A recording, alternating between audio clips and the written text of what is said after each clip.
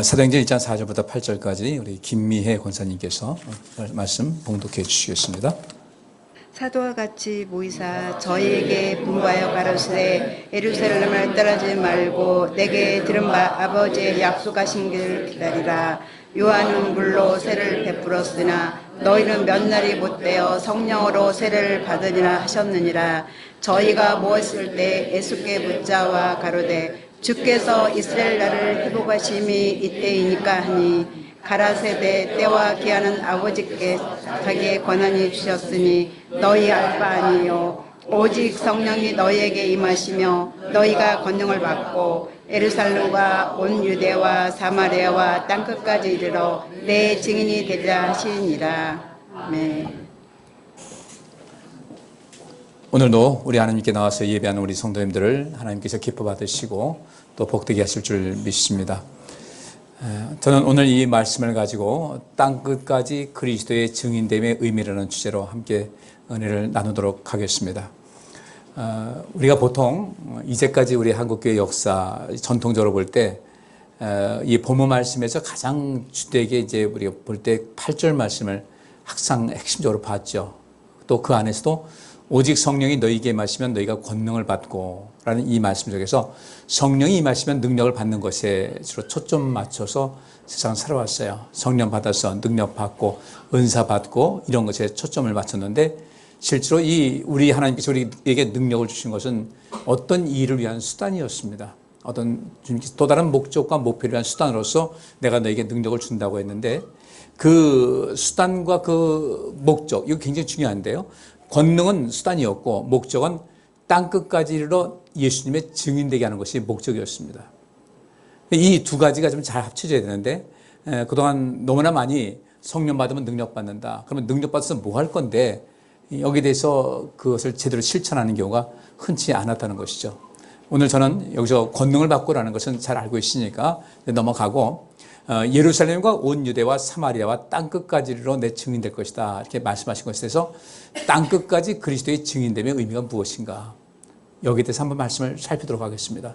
그러면 땅은 무엇인지 끝은 무엇인지 증인은 무엇인지를 알아야 되겠죠. 먼저 이 증인되는 것이 가장 최고의 목적이었는데 이 증인은 마르티스라는 단어가 쓰여집니다. 헬라어로 마르티스라는 단어가 쓰여지는데 곧 마르티스란 기억이나 회상으로 어떤 것에 대하여 알고 있고 그것을 말할 수 있는 자, 증인인데, 이것의 증인인데, 내가 뭔가를 기억하고 있어요.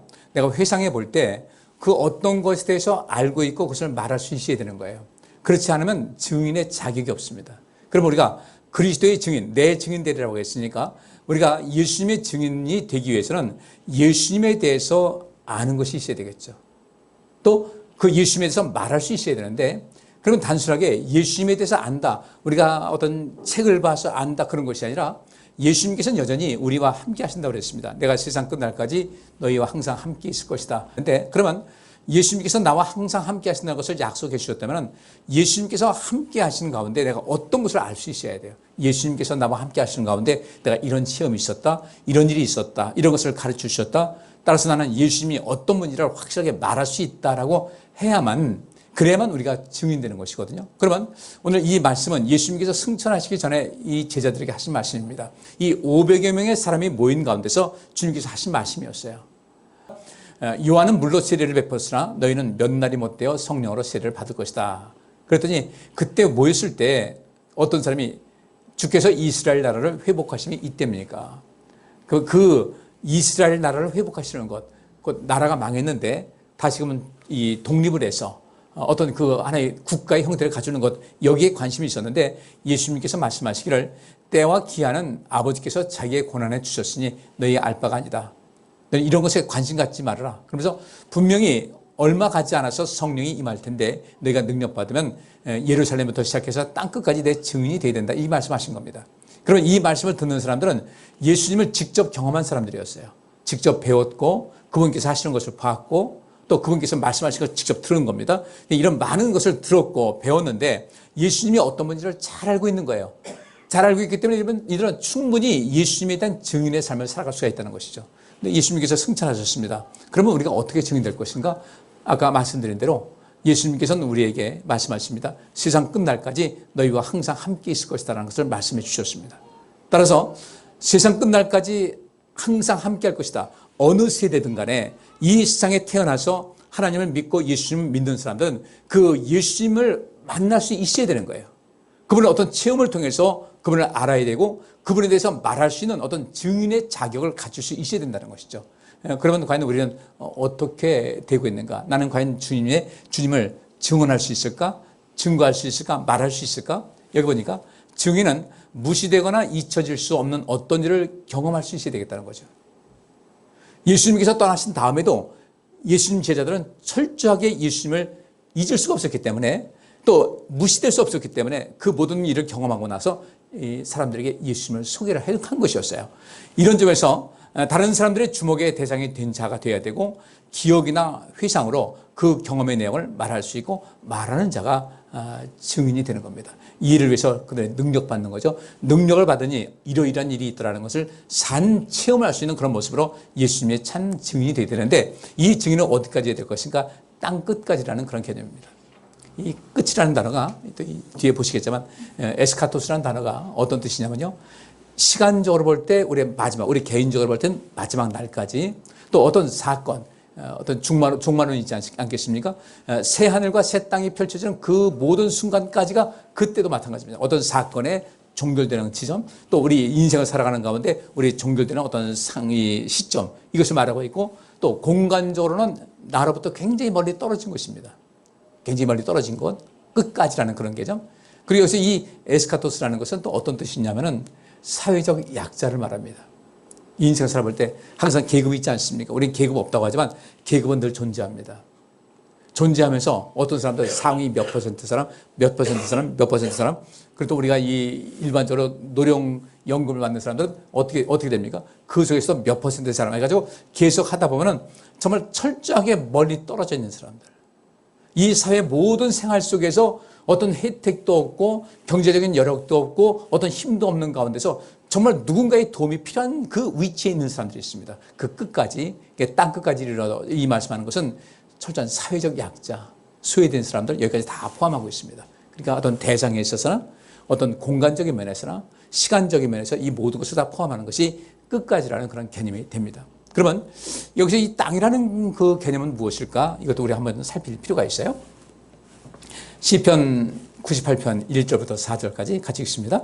새 노래로 여호와께 찬송하라. 대저 기이한 일을 행하사 그 오른손과 거룩한 팔로 자기를 위하여 구원을 베푸셨도다.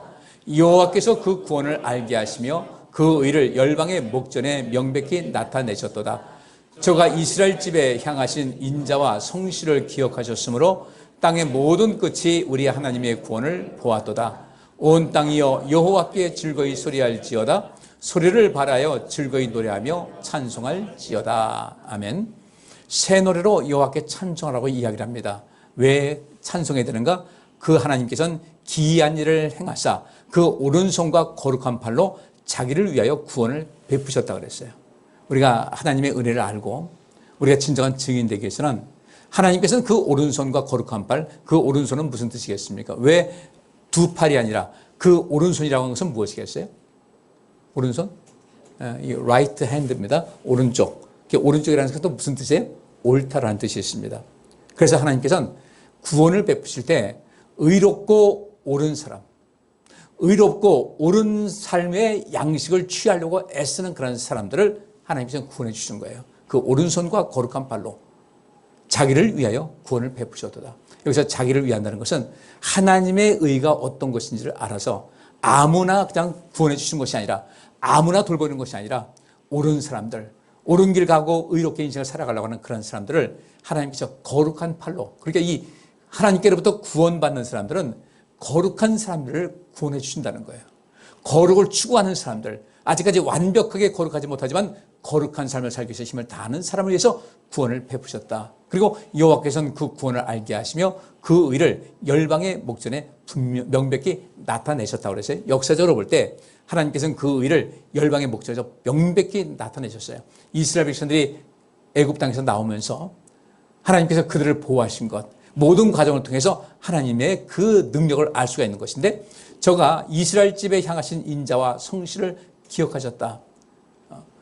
어떤 사람이 아이고 하나님께서 옛날에 이렇게 하셨잖아요. 그때는 이렇게 하셨는데 지금 왜 그러시는 거예요? 이렇게 안 통한다는 겁니다. 하나님께서는 이스라엘 집에 향하신 그 인자와 성실을 기억하셨기 때문에 절대로 어떤 편애하지 아니하고 불편하지 않고 부당하지 않은 그런 모습으로 우리를 또 이 세상을 돌보신다는 겁니다. 당신께서 행하신 그 인자와 성실을 기억하셨으므로 땅의 모든 끝이 우리 하나님의 구원을 보았도다. 하나님의 구원은 공평하게 다 이루어지는 겁니다. 따라서 이렇게 하나님께서 땅의 모든 끝, 그러니까 예수님께서 땅 끝까지 내 증인되라고 할 때 땅 끝이라는 것은 거기 한번 나오는 것이 아니라 구약 성경에서 땅의 모든 끝이라는 말씀이 자주 나옵니다. 여러 번 나오거든요. 땅의 모든 끝이 우리 하나님의 구원을 보았도다. 이때에 하나님께서는 모든 것을 직접 행하셨지만은 또 이스라엘 백성들에게 그 역할을 맡기셨고 더 나아가서 예수님께서 이 땅에 오셔서 그 지자들에게 땅 끝까지 하나님의 구원을 볼 수 있도록 너희가 그 역할을 감당해야 된다는 것을 사명을 주신 것이었어요. 이미 이 시편에도 이 말씀하고 있고요. 따라서 온 땅이여 여호와께 즐거이 소리할지어다. 소리를 발하여 즐거이 노래하며 찬송할지어다. 이 굉장히 중요한 이야기인데 우리 성도님들 예배 나와서 찬송할 때 있잖아요. 근데 습관적으로 한 옥타브를 딱 떨어뜨려 가지고 이렇게 웅얼웅얼 하던 분이 있어요. 물론 목이 안 좋아서 그럴 수도 있고 예외적인 경우는 있겠지만은 여러분께서 가능하면 힘을 다해서 아주 목소리를 높여서 찬송할 수 있어야 돼요.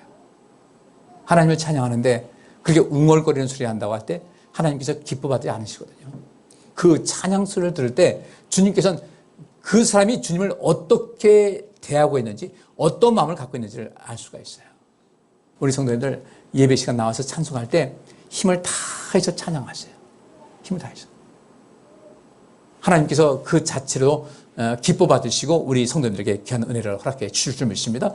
그러니까 우리 땅 끝까지 주의 구원을 알리는 것도 역시 마찬가지예요. 힘을 다해서 찬양하는 그런 모습 속에서 하나님과 교제하는 그 에너지가 있을 때 땅 끝까지 갈 수가 있는 것이지 땅 끝까지 가는 거 쉽지가 않습니다.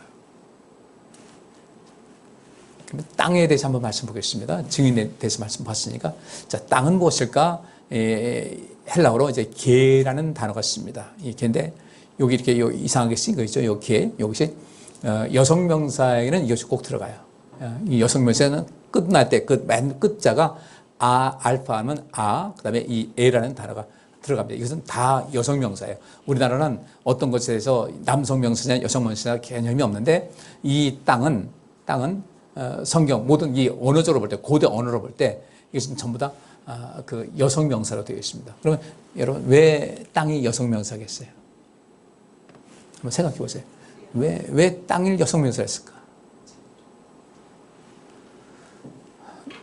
생산하는 그런 근본이 있죠, 그죠? 씨는 어디다 뿌려요?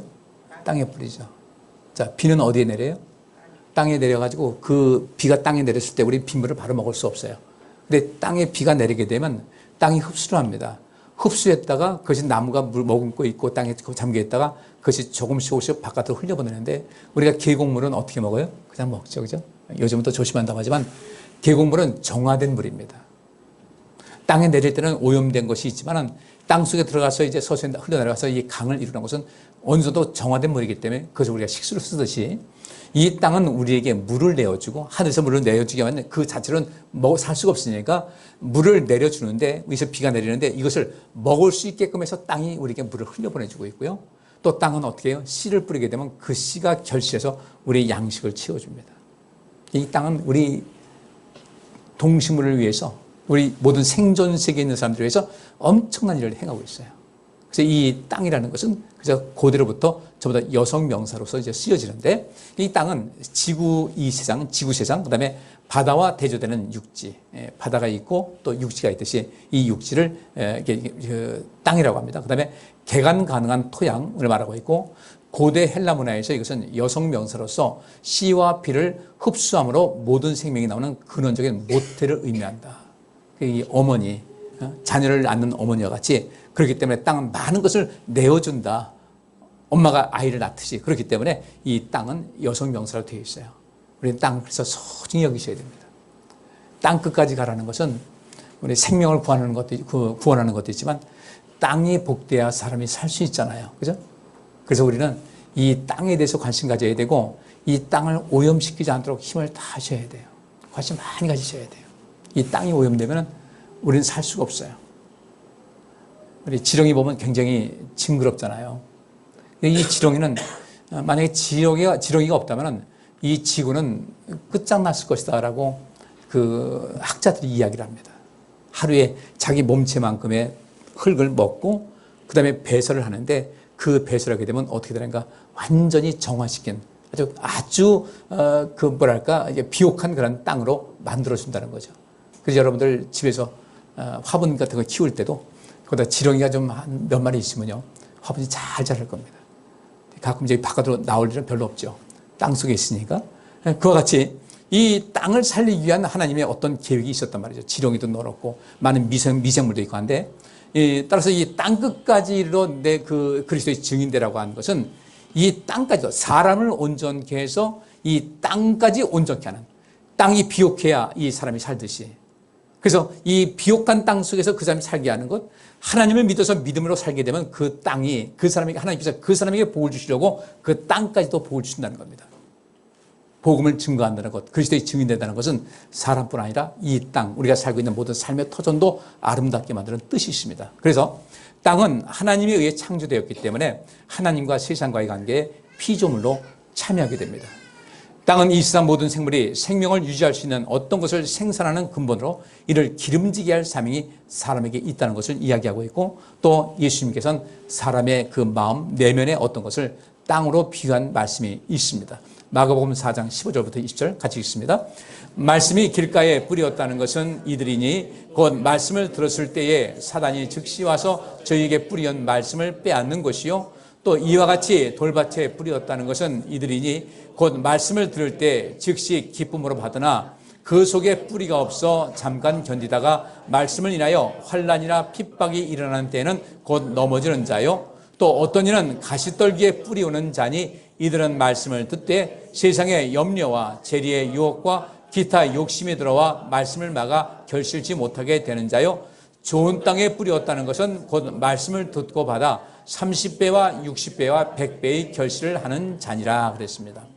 그러면 여기서 땅 끝까지 이르러 내 증인되는 사람은 어떤 사람인가 봤더니 이 좋은 땅에 뿌렸다는 것, 그 마음이, 그 심령이, 그 삶 자체가 좋은 땅이 되어서 30배, 60배, 100배의 결실을 했어요.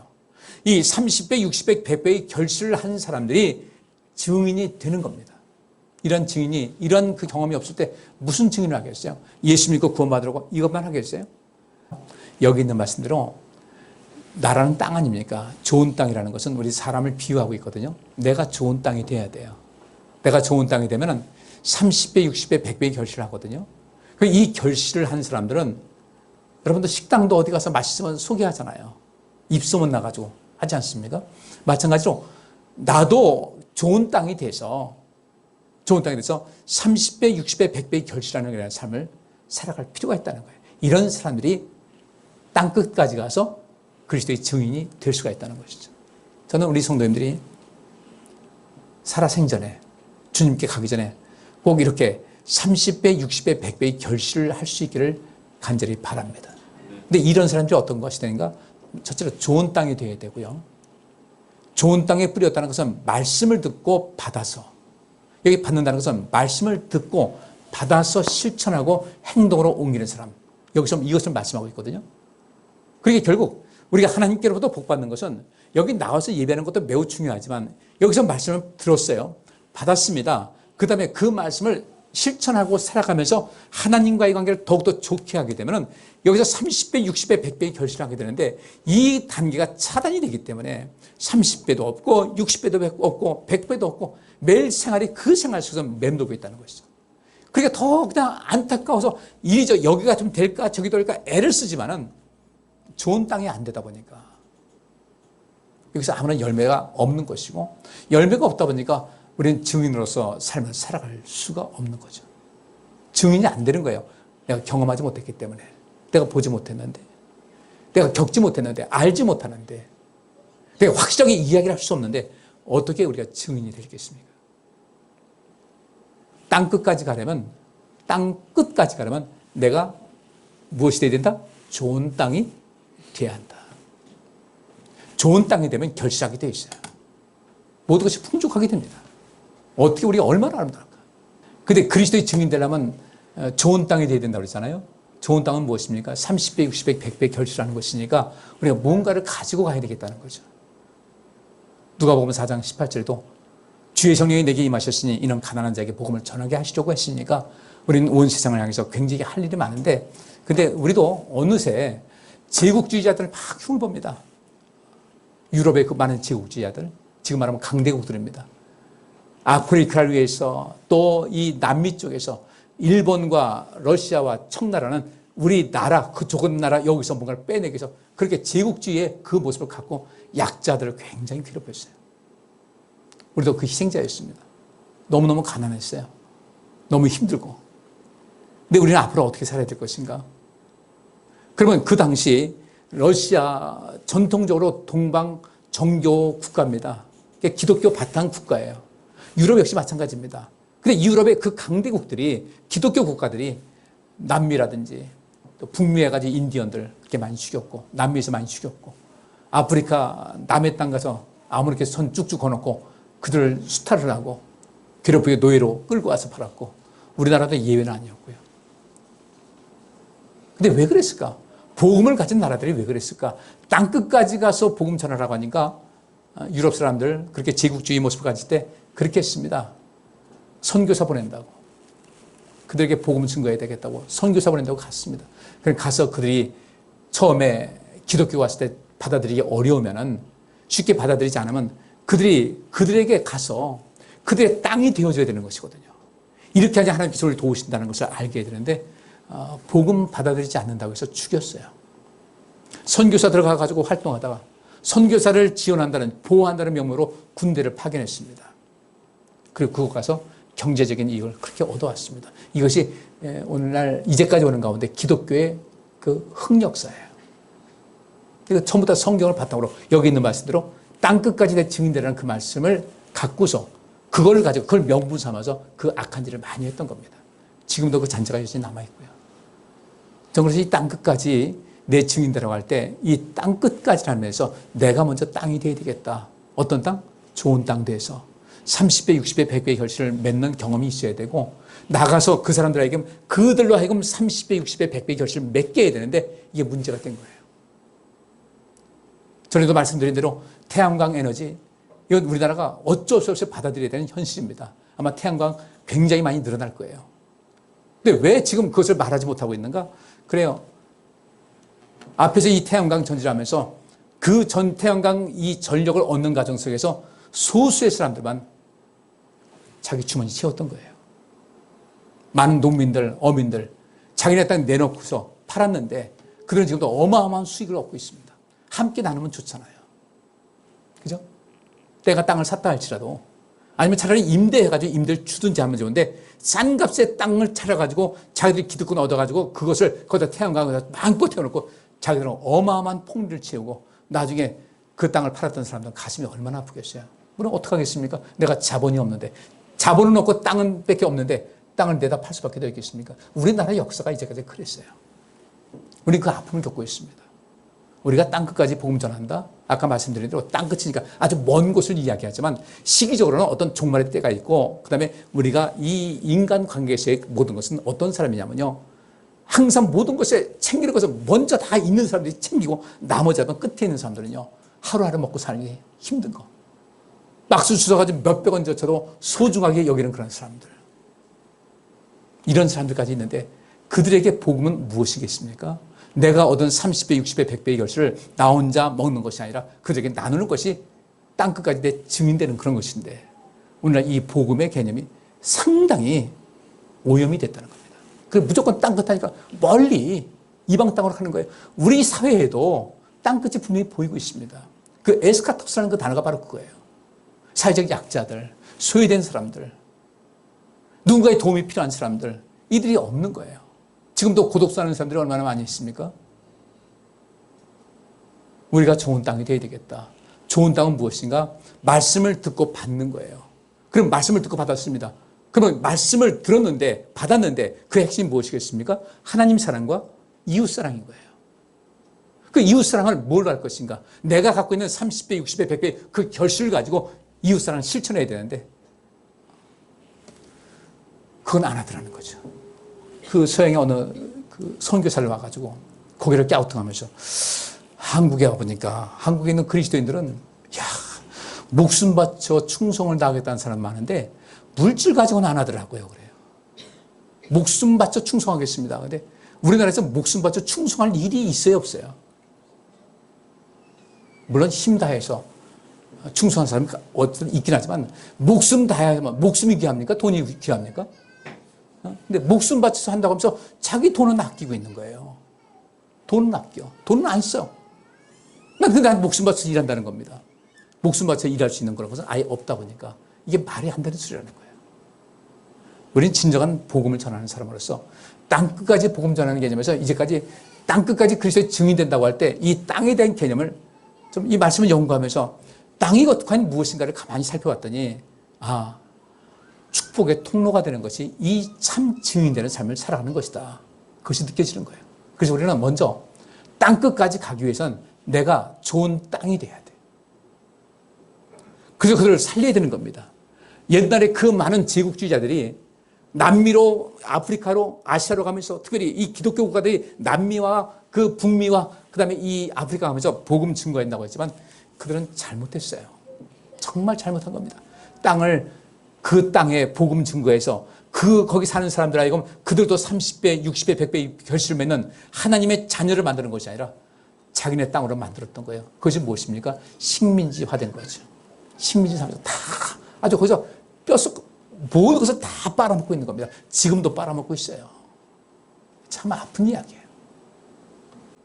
우리가 30배, 60배, 100배의 결실을 얻어서 내가 하나님 안에 있고 하나님 말씀대로 인생 살고 순종하고 살았더니 충성을 다했더니 이런 복이 있더라. 그러면 그들에게도 증거하는 것이죠. 당신도 이렇게 살면 당신의 삶에 복이 있습니다. 그 사람이 사는 모든 눈에 보이는 땅이 아니라도 그 사람 삶에서 사는 모든 터전이 복된 거 아니겠어요? 우리도 마찬가지 그렇게 살아가야 되고요. 내 삶의 모든 주변이 좀 평안하고 어딜까지 들어와도 복받고 나가도 복받는 이런 삶을 만들어야 될 텐데 여기서 늘 잘 살고는 싶은데 잘 살게 하는 잘 살 수 있도록 하는 그 삶의 양식은 취하지 않는다는 거예요. 이 가장 큰 문제인 겁니다.